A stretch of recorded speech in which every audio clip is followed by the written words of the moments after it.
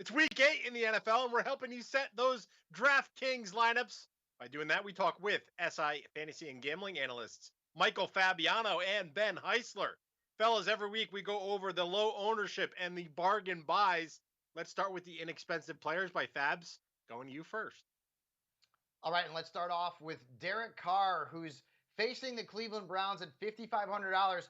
Carr's actually been quietly good from a fantasy perspective, 19-plus fantasy points in 4 of his last 5 games. He's averaging 19 fantasy points per game for the season. That's pretty good. And, of course, last week, Cleveland gave up 406 yards and nearly 33 fantasy points to Joe Burrow. Now, keep in mind that weather could be a factor here in this game in Cleveland, so that is something to watch out for. But for right now, Derek Carr is certainly worth a look, as is Le'Veon Bell. Hey, guys, you know revenge is a dish best served cold, and he's facing the Jets and Adam Gase, who jettisoned him a few weeks ago. Now he gets to face his old team, and the Jets have been awful this season against the run. I could see a scenario where Kansas City is up 2 or 3 touchdowns in the third quarter. Andy Reid leans into his veteran running back and says, "Go get him, my friend." Le'Veon Bell is a very good play at $4,600 in that revenge game against the Men in Green. And then finally, Brandon Ayuk, I have him ranked in redrafts in the top 20 among wide receivers. He's coming off a big game last week, scored over 17 fantasy points. Now he gets Seattle with Deebo Samuel out. The Seahawks have allowed an average, are you ready for this, guys, of over 60 fantasy points per game to wide receivers. No other team in the league is giving up more than 49 points. Seattle's defensive backfield is an absolute disaster, so Jimmy Garoppolo will look to Brandon Ayuk often in this game at $5,800. He should really pay dividends.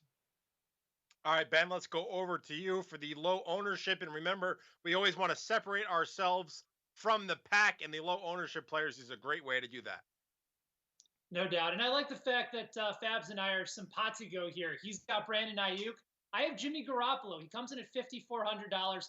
Follow the flow chart, guys. It's a great opportunity for Jimmy G. The Seahawks have given up 5 300-plus yard passers over the course of the season. They've given up the most receiving yards in the NFL. And quarterbacks are allowing 30.6 points. At least the Seattle defense is giving up 30.6 DraftKings points against the quarterback position. It's a fantastic spot for Jimmy G. And remember, it's still Garoppolo, and he still has had his struggles and inconsistencies throughout the course of the year. I actually think ownership will be lower than where it would be initially based on all the value that you're getting at quarterback this week.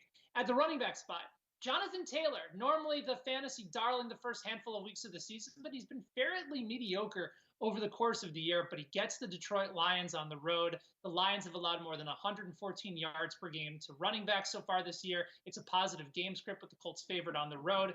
And also his pass game targets are up. He saw the most that he's seen over the course of the year last week, had 4 targets, caught all 4 for 55 yards. And via Fantasy Labs, Jonathan Taylor is actually 6th amongst running backs in yards per route run. And then lastly, Fabs also brought it up. There is a concern about the weather with regards to the Raiders and the Browns game in Cleveland, but I'm still going to go with Henry Ruggs at $4,900 against Cleveland. I actually think the weather could actually help him, considering that they're going to use him in a variety of ways. They can use him in end arounds. They can use him in the screen game. They don't necessarily have to go deep, and that allows on a points per reception level to bring his numbers up. This is just somebody that is so electric in space. The Browns are second worst in allowing DraftKings points to wide receivers, behind only Seattle. And via Pro Football Focus, Ruggs actually has the highest passer rating amongst first-round receivers when targeted so far this year. So go ahead, giddy up with Henry Ruggs, even in a game where I think ownership might actually steer away due to the weather. I think it actually works in his favor this week.